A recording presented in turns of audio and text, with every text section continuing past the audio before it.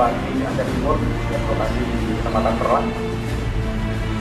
Dapat kami informasikan pada saat ini situasi alhamdulillah masih landai, informasi dari Adat Intel situasi masih positif, dan kita berharap sampai pelaksanaan selesai nanti akan berjalan dengan positif. Kemudian dalam pelaksanaan nanti saya berharap Kak Kapolres silakan untuk disampaikan fokus dari masing-masing apa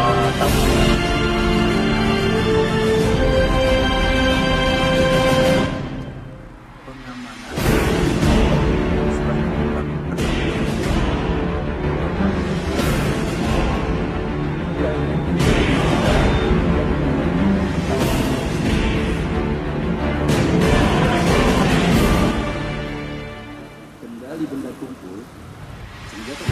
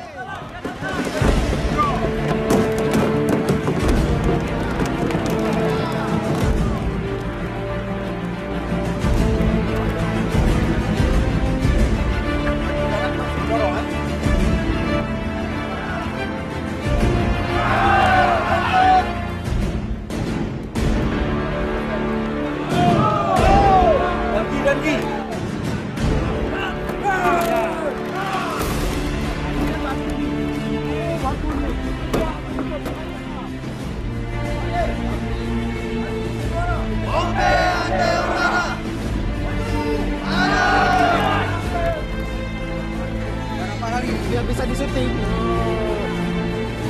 biar bisa di syuting. Jangan